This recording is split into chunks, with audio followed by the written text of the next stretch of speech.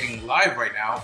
I have the wonderful pleasure to have a couple of great IT executives that are going to be with me in this session. So first thing that I want you to do, that you're watching this, we're going to be sharing it through the different platforms, is that I want you to share this because we're going to be talking about how IT leaders need to work during a pandemic crisis. And you know that we're going through that, but I want to be able to share that with all of you.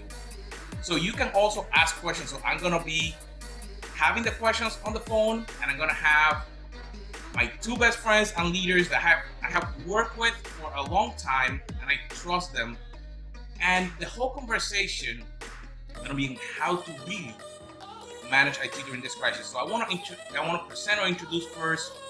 On my left, I have Paul Lewis, Global CTO. Hey, Paul. Hey, how's it going? Glad to be here. And I have with me the Dungeons and Dragons Master, or whatever title you want to give. This is the biggest dude in the area, Howard Holton. Hey, Howard. Hey, Carlos. How are you? Very good. And you? Good, and good. As I said, my friends, make sure that you share this and that I'm going to enable all the questions right now so you guys could ask us any questions while we're on this stream. And Paul and Howard, this crisis is actually something very interesting for IT organizations. Do you think? It is. Yeah, I think that's an understatement, right? I think this is the most interesting crisis we've had since the 1920 Spanish flu. Yeah. So from an IT, the traditional IT role that is help enable an organization to bring their view or their vision into reality with technology, has that changed during this time? I don't think they have a choice but to change. The reality is a good portion of these organizations are at home, right? They're closed up their shops. They've closed up the plants. They've all of their resources that used to be centrally located is now federated at home. So they have to change the way they're doing business. And a good portion of these businesses are in fact not earning any revenue. So therefore, IT's role has changed dramatically because of it. Now, if we want to sort of break down the conversation, let's kind of break it down in 4 points because I think we want to double click on each one of these points. So think of a CIO's perspective now in a pandemic as 4 different concerns, right? So concern number 1, how do I manage capability? And by that I mean, how do I do things that usually required more than one person in a room, whether that's create something or solve a problem, right? So that's number 1. Number 2 is, which is less obvious but still important, is resiliency and capacity, right? I'm used to, as a CIO, thinking about capacity in terms of my data center, in terms of availability of those applications to people who work in my office, right?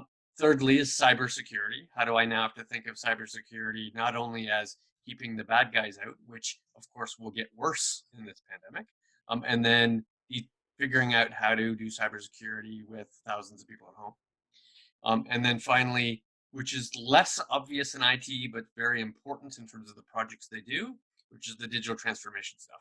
Of all those digital transformation projects that they're working on, how are they going to be different now that the business is different? So maybe we should tackle it in those 4 parts and see what we come up with. Okay, so I jotted down so we can go through it. So let's go first there. Managing capability. When you said capabilities, and I'm probably Howard jumping in here, are we talking about the capabilities that IT delivers or the capabilities on a different way? I would say it's broader than it's ever been before, because no longer is IT responsible just for its capabilities, right? But all of a sudden they have to enable the business capabilities to operate in a completely 100% distributed fashion. Right. So I think it's broader than it was and far more complicated. The biggest challenge that I've seen, kind of, I would split into 2 buckets when it comes to capabilities. The first is the lack of business continuity planning in reality, right? Your business continuity plan is supposed to extend disaster recovery to how do I keep the business running when, at the very least, my facilities are no longer available. Well, So, the scramble that I've seen shows that we need to kind of go back to the drawing board on BCP. so go a little bit deeper in that, Howard, because so traditionally organizations do only a disaster recovery testing, if we even call it that, probably once or twice a year. And it's just DR, right? It's just system failover. In reality, they're supposed to do business continuity planning, and they are supposed to test their business continuity planning, which is effectively there is some sort of environmental issue that prevents us from occupying a building. How do we handle that? Right? Where's the meeting location? How do we deploy phones? How do we continue services lacking facilities to go to? And while this is an extreme version of that, because it's effectively, an asterisk instead of the name of the building, because it's all of them, we still really should have had these things written for every one of our facilities and had been practicing them. Yeah, that's a really important point. Like BCP, even if you had one, it probably wasn't a all company BCP, right? It was probably a single location BCP, or a single city, or a single state, or a single country. This is worldwide BCP. Sure, but I still should have BCP for each of those things, not Sure. just one. I shouldn't have cherry picked. You can't anticipate necessarily that this pandemic you needed to be prepared for, right? That For sure. 100% of your workforce needed to be somewhere else, right? So sure, this is obviously the absolute worst case BCP. Right, and it's fair that organizations simply don't have that, and now you have to think about the distinct difference between BCP information worker and BCP task worker. And while you'd think that the task worker was easier, I'd argue that information worker was much more difficult because task workers work by themselves for the most part, where information workers work as a team for most part, right? They're either creating something or they're solving a problem, right? They're collaborating to solve a problem. So if you're used to doing it in a room with a whiteboard in a war room, or you're doing Agile Scrum application development, very hard to do that in a highly distributed way. So kind of though, right? Yeah, that's what I'm gonna ask, because isn't it really that different when you have people that have worked across geographical regions that now they have to keep working geographically, or is there something different now that we have to take into consideration? I think there were very rare successful Agile Scrum teams that didn't sit beside each other in a room delivering new code on a daily basis. That's all. Like, sure, technically one could do it just like we're doing it right now, but in its true sense, they're working side by side, each looking at code, each revising things, each adding a field where they needed to add a field in order to get some promotable software on a daily basis or a weekly basis. It's just that much harder. I'm not saying it's impossible. It's just that much harder. Versus, I would say it is harder in that it increases the complexity, it increases the load, but it's also the easiest group to work with, right? Like, the problem with a task worker is used to going into an environment created by someone else, sitting in an environment created by someone else, working with things that are controlled by someone else, and if they have a problem, they go, "Hey, I have a problem." And they're the ones that most frequently would have a problem, right? The number of tech support calls you get from software developers about what goes on their laptop is grossly different than the number of tech workers that, plugged in a headset over the weekend, turned on the microphone and knocked it behind the computer, and now are wondering why their computer's acting funny. Right. That's fair. And I would distinguish the difference between service desk, which is going to encounter those problems, and like a banking contact center, call center, where they're most likely answering the exact same questions all the time, and you should be able to package up that script, not only like they have it now, and work alone like they do the 8 hours now in their home. Sure, you're right. Service desk in IT needs to now be 10 times as big, because now you're asking for them to answer a whole bunch of home-based technical questions, which they normally wouldn't have answered. They normally wouldn't have cared, right? Yeah. Friends, that you're watching this from all the different platforms, this conversation applies to you and also your friends. So I want you to click the share button that you have on the bottom of your screen. If you're on Facebook, if you're on YouTube, click the share button so you can share it on other places. If you're watching this through a link that we posted on LinkedIn, make sure that you share with other people, because the idea is that we can come and we can have this conversation with you and with everybody else. We're monitoring the chat for you guys who can send us questions. And so we were discussing about that change in the BCP, in how the pandemic have changed how we do things. And the conversation was going in the way that different workers have different requirements. And we probably have thought about that, but then how do we as IT leaders, Howard and Paul, can look into making then those workers a little bit more efficient, or helping them to focus during this pandemic so they can continue to probably do what they need to do? So I would say this is a really good opportunity to be a leader and a really bad opportunity to be a boss, right? The hardest thing about now is it's disruptive for everyone. And kind of to Paul's point, our service desk needs to be 10x what it was before. That means the focus needs to be a lot less on internal meetings and a lot more on internal customer support, right? Regardless of whether you're tier 1 or you're tier 3 or you're an architect, whatever it happens to be, right? So I would say the number one thing that I would do as a leader is really focus on enabling my people to be as effective in enabling those capabilities of the business as possible. Right. So start really focusing on, are these meetings actual meetings, or are these meetings things that can be solved with an email or a Slack chat, as an example. So leveraging Right. technology for what is supposed to be used. Absolutely. I would also say let's take advantage of the fact that this is the worst case scenario. If you don't have someone continually doing a live action report, I was going to say an after action report, but really, because this isn't over, a live action report, and constantly sending out lessons learned, you're really probably missing a good bit of the point.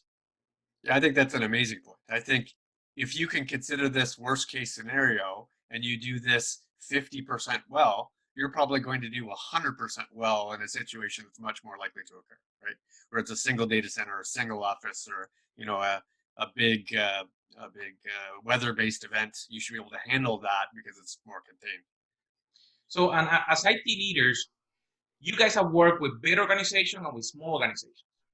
So what is the normal requirement that the leaders receive from the business so they can push down to the people? Because we're talking about managing the capabilities that the IT organization might have. So think about it a little bit from before and from now, what you're seeing. Are they just keeping the lights on, or should we be trying to innovate with what we currently have?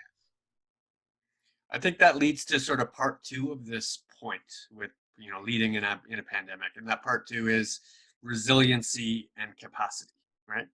Where I have thought as an IT leader in terms of I need to keep my systems up, I need to create internet availability, I need to make sure I have network openness across all of my branches and to my clients. But I thought less about capacity, and not because I thought capacity was important. It's that I tend to buy more capacity than I needed at any one period of time, right? I always had extra, and when I needed extra, I would, create that capacity for it. But now capacity and resiliency is far less about my data center, far less about what's available in my branch site, and far more about where that capacity now sits, which is federated in thousands of homes, right? So now I'm less concerned about my telco connection to my website. I'm still concerned, but I'm now concerned about the thousands of telco connections in my individual staff member to their site. What do I have to do? Or do they have enough bandwidth? Do they have unlimited bandwidth? Do I need to start paying for going from their small, short, and expensive environment to something cheaper for them? Do I have to give them a dual concern where they have both cable and satellite, right? Because they become far more important to me when I have an endpoint, right? So I have to shift my way from centralized to edge or to federated, sort of because of that. And we've got a lot of companies right now that went from 100 concurrent VPN connections to 100,000 concurrent VPN connections. Right. Right. And that's not a light switch. It was turned on like a light switch, but it doesn't work like a light switch. It's not provisioned like a light switch. Right. And we went from, my concern with my data center is, how do I bring my my controlled connections, right? My branch connections, my private network bandwidth back to my data center and ensure that all of the business transactions happen. And I'm less concerned about my data center to the internet connection, right? But now that's shifted. The private connections that I'm paying for are effectively completely and utterly empty. Right. And everything comes in now through my VPN concentrators. And so what I'm seeing is abject panic, right? People spinning up services that weren't necessary before. They weren't mission critical before. Slack wasn't necessarily mission critical before. Zoom wasn't necessarily mission critical before, right? Things that we didn't look at the same way, now we really have to focus on. How does Zoom handle 12 people? How does Teams handle 25 people? What is the best platform to deliver information to 150, 300, 500, 700, 1,000, 2,000, 5,000 people at a time? Right. These were not questions you had to actually answer before, right? And now everyone must answer these. And it's something that we have had the capabilities to do it, but what we're seeing is that because it was not mission critical, it was not thought about how to do it all the time. If there was a town hall, or there was some type of big meeting that happened once or twice a month, or even a quarter, then you go outside to look for that. But it looked like we now need to be looking to bring those skills in-house, because that could become the norm. Well, I think it's more than that too, right? If we did a big town hall, what would we do? We'd go, hey, this office is doing the town hall in this room. This office is doing the town hall in this room, right? We'd consolidate together, and we were asked to consolidate together, and we'd ask people to consolidate together to bring that number down. That's no longer an option, right? Even if you could gather in groups of 3, I don't know about your state, my state's on a lockdown. I'm not allowed to gather in groups of 3, or I'm strongly discouraged from gathering in groups of 3. And to be honest, I don't really want to gather in groups of 3. So now we're really faced with something that's totally different. And that impacts small things like provisioning, where you had a small IT team. You asked for a laptop, you asked for a mobile phone. They provision it for you. They walk to your desk. They gave you the phone. They give you a little training. Well, that can't occur like that anymore, right? Provisioning now is all the way to the house, and therefore you can't do it centrally. You've got to think about somebody else doing the provisioning. Do I need to go to Best Buy and have them do the provisioning of my laptops and phones for me? Right?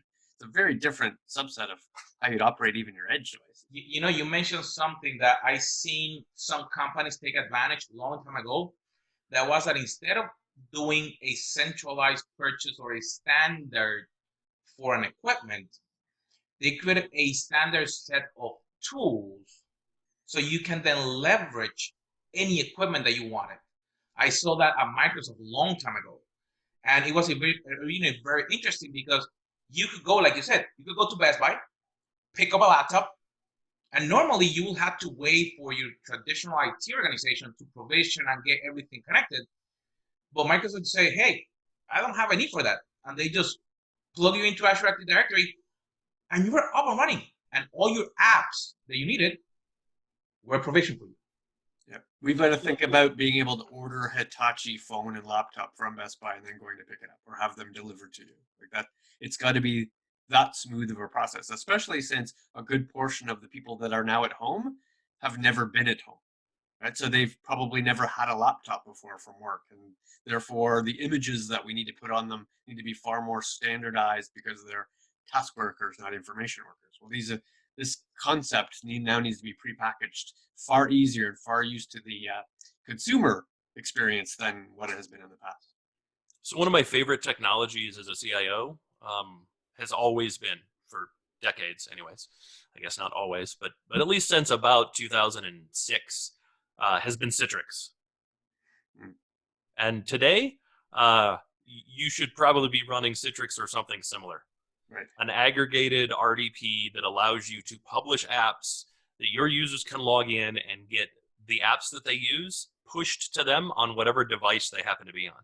Because trying to provision, 1,000 new laptops with a corporate image that has the applications that's pushed out, or get the infrastructure to do that, traditionally is impossible right now.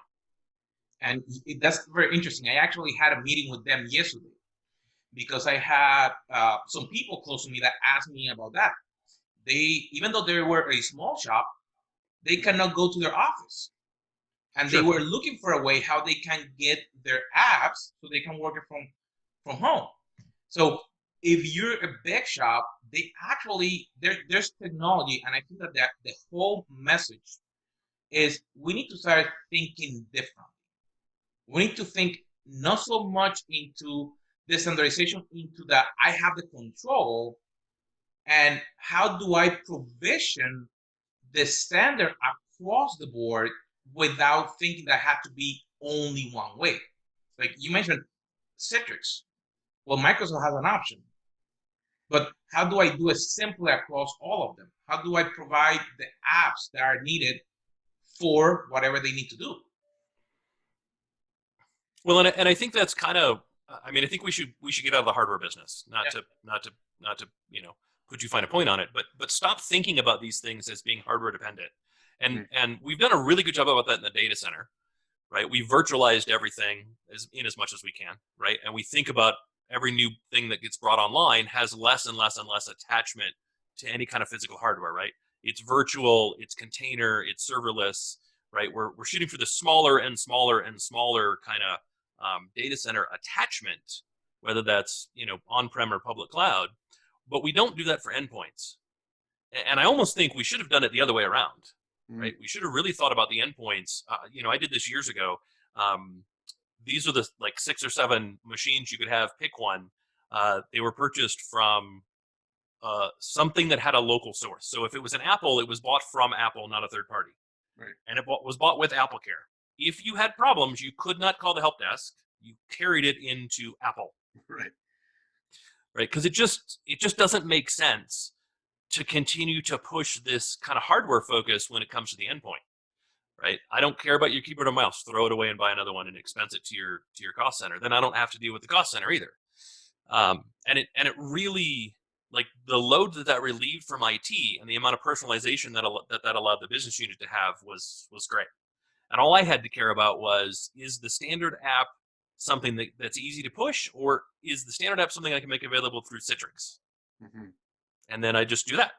And it kind of like it loosened the amount of IT overhead needed by an incredible amount. And we're going to get into it a little bit more later, but it also somewhat simplifies security. I say somewhat because there's always, cautions to go along with that. That is the perfect segue to topic number 3. So let's talk cybersecurity, because clearly it is a fundamental problem ongoing in IT. It's not going away, and I would in fact argue that the pandemic is in fact going to make it worse. And what's going to make it worse is that I now have additional dimensions to be considering about, and that this is an opportunity for bad guys to break into your house when you're away. Right? This is an opportunity for bored people at home who have the technical means to try their best to break into your business. Right? So you cannot take your eye off the ball in the traditional cybersecurity concerns. However, in addition, you now have thousands of new endpoints with thousands of new potential viruses and thousands of potential new users who are not used to the security protocols. Thousands of new users that are not paying attention on what buttons they click and what emails they open and what documents they open, right? These things will have an impact to your systems. And now I have to consider this instead of 10 branches, 10,000 branches. So what does that mean to me from a cybersecurity perspective? Well, what would have been the first thing for you, Howard? Well, what knowing this happened? I would not have enabled VPN. I mean, the first thing I would have done was expand my RDP, my remote desktop workload. significantly. I probably would have put it in Azure and done, or AWS, right, a public cloud, and I would have provisioned that way. Like Citrix now supports that, and Microsoft has supported it for a while. I actually think in Azure, the official Microsoft recommended methodology is in fact a Citrix deployment, because of exactly what you said, right? I have to know that instead of having 60 entry points, I now have the number of employees plus 60. Whatever I had before plus the number of employees, right? Those are my new entry points, right? If a laptop gets compromised, if a keylogger is installed on one of those laptops, how damaging will that be to my environment? Like that has to be the outlook. Forget about a virus. Data gets deleted from the laptop. Like that should be my a lesser concern. Right. But really, a keylogger should be a big concern. And then secondarily, a DDoS was something that sucked, right? A dynamic denial of service attack, or distributed denial of service attack. But that's because, okay, they screw with the internet connection at the data center. Right. But at least my private connections still work. Now it's the opposite, right? A DDoS on my VPN concentrator IP is a massive problem. Right. So how do I mitigate that? What is the alternative when VPN doesn't work? Right. And that would be those would be the very first things that I looked at, followed up immediately by social engineering is going to spike if this lasts more than a month. Right. If somebody knocks on your door and says, "Hey, I'm from your IT department," like they know where you work from a little bit of research on Facebook and other social media and LinkedIn, right? Then they knock on your door and say, "Hey, corporate's asked me to come by and install the new patches. You had trouble with it last time." Even if you go, I didn't have trouble with it last time. I just do what corporate tells me to do. Like, okay, but I don't recognize you. Right. Do you honestly think corporate's had enough people? I'm a contractor. This is my contract agency. Exactly. Right. And before long, you let them in, you log in, they plug a USB stick in, and that box is compromised. Right. Social engineering 101. Or, hey, I'm standing outside the branch. I've got to get in and turn things off or turn things on or turn things up or provision or do whatever. You need to come down and meet me, right? Social distancing, you're not even going to get within 10 feet of that person. You're probably not going to question them too hard, right? If you do, great, but the concern is when you don't, right? The concern is never when things work, it's when things don't work. So social engineering, I think, is going to be a huge challenge and something that we're going to really have to figure out. That and trusted sources. Like if I'm managing an attack from a foreign country halfway around the world, I know what to do in that event, right? I can look at firewalls and say I'm not going to accept transactions from this particular source. But if all of those transactions and all of that attack is coming from your 100,000 existing users and employees now attacking you, well, that's something I'm not used to, right? That's not something I would have been prepared for. Yep. Which means, and I use this all the time, patching. As CIOs, we're very poor and we lack focus on ensuring that our equipment is patched, that our endpoints are patched, that our mobile and laptops are patched. This will be incredibly and fundamentally important for us to pay attention to. Well, then we've owned the endpoints, and I would say the endpoints are the last things we patch. Right. We look at the data center and we go, this must be patched. Patch Tuesday rolls around. We have a process, procedure. It all gets done. We have remediation steps that we take, right? We can force things to happen by the business. But 10,000, 30,000, 50,000, 100,000 endpoints, if we're within a 10% margin of error, right? Because we at least control them. They're within our space and we're monitoring those connections and we're looking for, we're able to look at the traffic and do all kinds of neat and interesting things that are now impossible. That's right. Nobody worries about a desktop. They worry about laptops. Right. and really crypto locker, right? Should have really taught us to do the opposite. Because the entry point for that isn't generally your server. It's generally someone on a workstation encrypting a file share. Right. And I would say that would be another thing that one of the things that I stopped doing years ago was allowing map drives. Just flat out don't allow it. I don't care what you think it is. It's a UNC path. It's always a UNC path. It's a UNC path. And while that's quasi security through obscurity, the goal is you're never going to get to 100% secure. ever. The NSA is not 100% secure. No one's 100% secure, right? What you want to do is make the barrier of entry so hard that the attacker looks for a softer target, right? So aim for what makes you an easy target, and let's get rid of those things. Let's harden those things. Let's make those things particularly difficult. So one thing that you mentioned that I was just thinking about is that we sometimes, as IT, focus on our own equipment, but we don't train our employees to look at what they have in the house. Because if your kid's laptop that they're playing a game, all of a sudden have access to your laptop or to your network, that could affect you too. Yep. Yeah, 100%. Right. It is one attack surface. It's actually very similar to why we do social distancing. Right? We do social distancing to lower our immune system's attack surface. Right. That's literally why we do it. And maybe we should start thinking about some of the same things in IT. How do I enable social distancing between my corporate data and my corporate assets from all of the things that want to touch it? That's a good topic. Social distancing for IT devices. The good news is most of IT is good at it. Like, we're a whole bunch of introverts. So right. For me, this has been a party. Like, I don't have to talk to anybody. I don't have to see anybody. This is amazing. How do I do this all the time? Two more things I think that we need to address with cybersecurity. So the first one I think is a shift away, not away, but to be less focused on sort of backups and archiving and more on operational recovery. Because I think we're going to make far more mistakes than we used to in the past. And those mistakes need to be recovered far quicker than they used to before. I can't wait for the night before. I made a mistake now, fix the mistake now. So we got to think what that means technologically. And then the second part is more organizational, where I'm used to having my own security team, probably the ones that are looking for the events and managing the events. But I should also think about outsourcing that too, maybe as a secondary feature, where I have a secondary security SOC that's looking 7/24, that's thinking about and has expertise in hundreds of thousands of endpoints instead of managing data centers, to which where my expertise is. This is your opportunity to think about sort of dividing and conquer capability. So are you saying that we need to raise our hand and say that we need help? Yeah, exactly.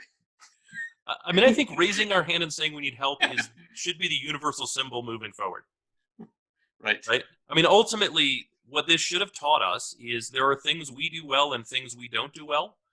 And we should concentrate not on being the jack of all trades and master of none, but mastering those things that are really core to our business, and then looking for partners that can help us fill in those gaps and really take over mastery of those things, right? Personally, I don't ever want to manage my own data center again. I want to outsource it to someone that really, truly understands how to keep power and cooling running to the absolute maximum level of efficiency and accessibility in a facility that is purpose-built and hardened, that has more connectivity to the world than I could ever even hope to document, much less manage.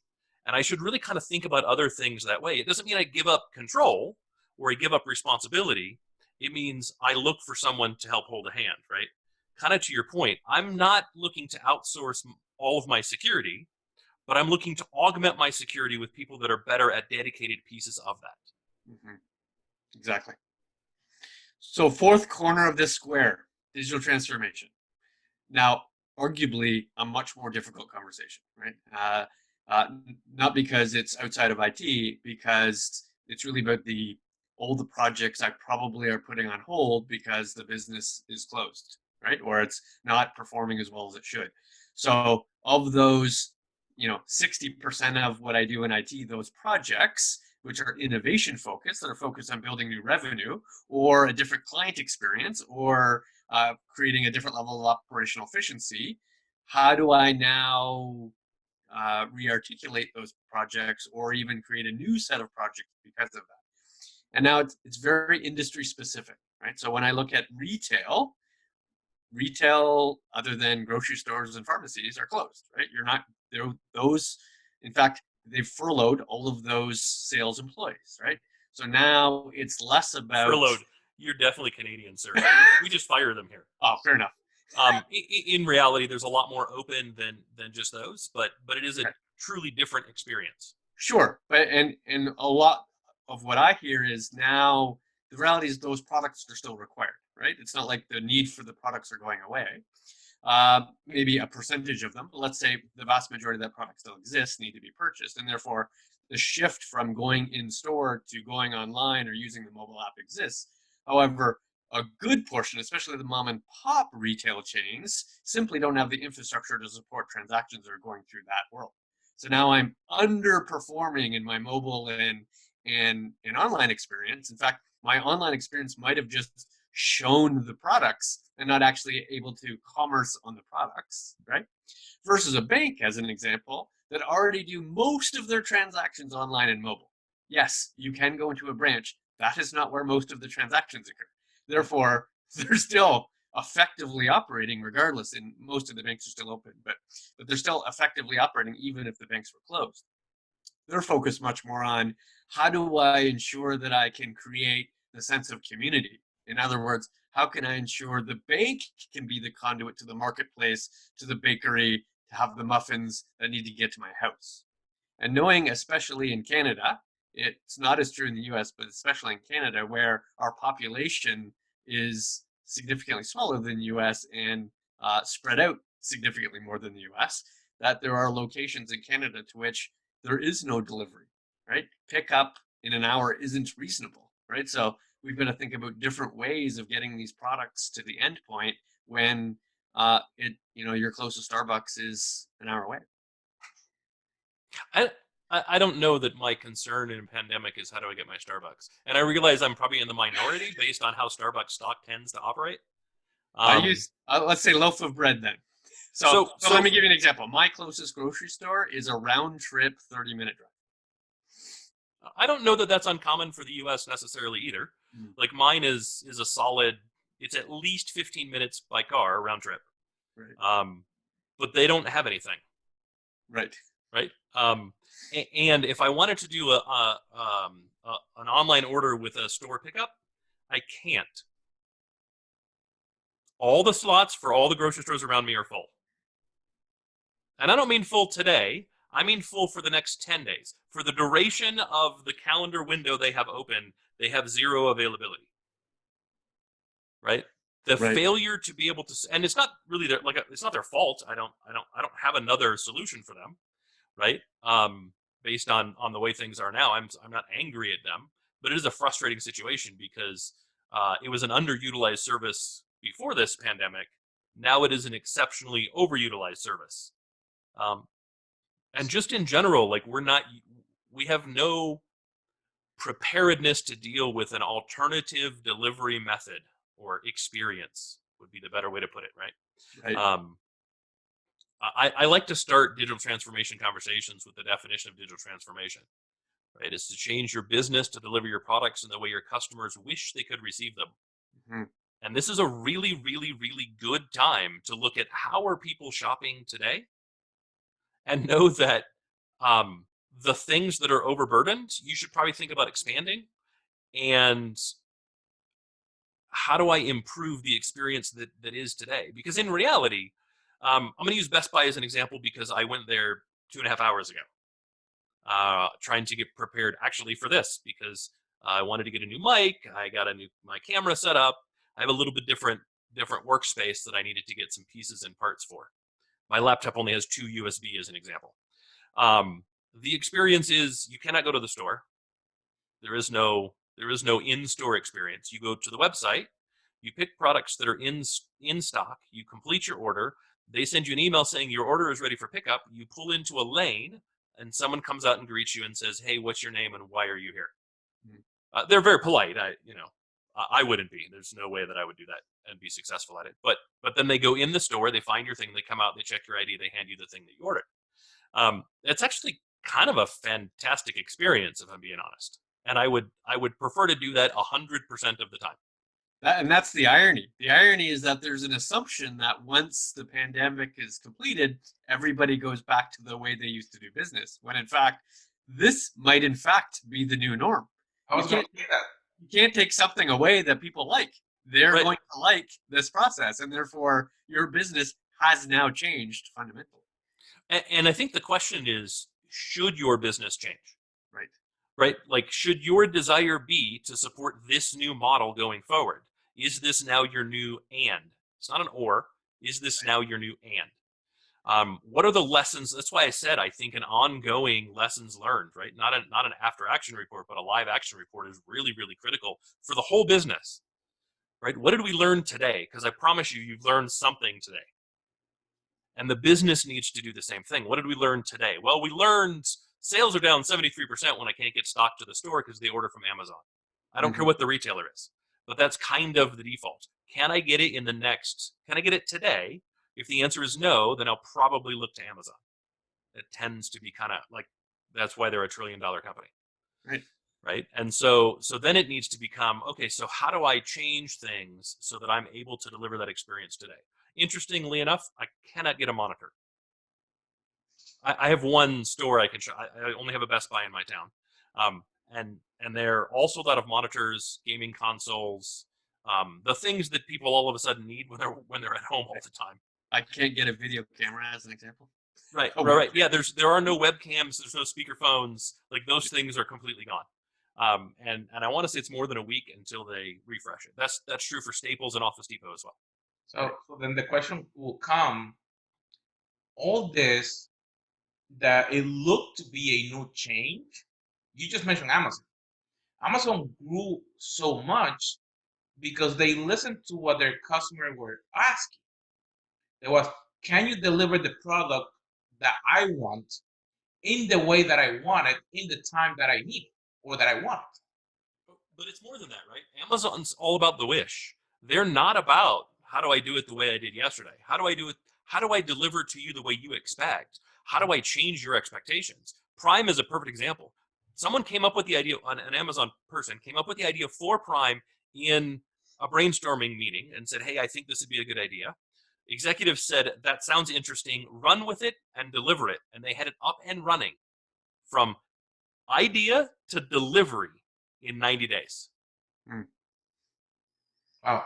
Right? Amazon is not a retailer. It'd be silly to think of them that way. Amazon is a logistics company. They do logistics better than absolutely anyone else. And they do it by being extremely data focused and extremely agile. Amazon is very, very willing to say, I think this might be a wish. Let's give it a shot. And if it fails, it fails. No big deal. But if it succeeds, we've accomplished another wish and we've transformed how the market looks and thinks about whatever the experience is to our benefit. They're very, very good at that. Yep. Last mile business plans and business models will be a winning investment going forward. 100%. Like if I was a restaurant today, I would be working on what is my social media presence? How do I inform people of what's going on in my restaurant without having to come into the restaurant? And how do I get them the products in a way that's convenient for them? Right. So my friends, we have talked about 4 key areas that IT leaders think and different options that have helped our executives that are with us here today. And we want to invite you to this conversation. This is the team from the SuiteSpot, where IT executives share their ideas in how to really manage IT with leadership and to help companies to move forward. So we have had Paul Lewis and Howard Holton. The topic today was how to manage IT on a pandemic, and the topic was spread into managing the capability, resiliency and capacity, cybersecurity, digital transformation. But we're not done. We want you to know that we're here to listen to you and to help you with whatever challenges you have within your IT and leadership. So reach out to us, leave us your comment on the different social media platforms, because we want to listen to you and we want to help you so you can succeed in IT. Any last words, my friends? Thanks much. Stay safe. Watch some more Netflix. Yeah, stay safe. And you know, I was asked in a podcast I did last week, what would your advice be right now? And my advice right now is educate. If you're a leader, give your people a Udemy or a Pluralsight or a masterclass or some other sort of LinkedIn learning subscription. If you're an individual contributor looking to spend some time that was freed up by meetings that never should have been meetings and should have been emails instead, take advantage of the time and learn something. Learn a language, learn how to program, learn how to cook, you know, read a piece of literature, educate in some way, take advantage of the time. You'll just be better for it. And please stay safe. My friends, you have it. We'll see you on our next episode. Bye.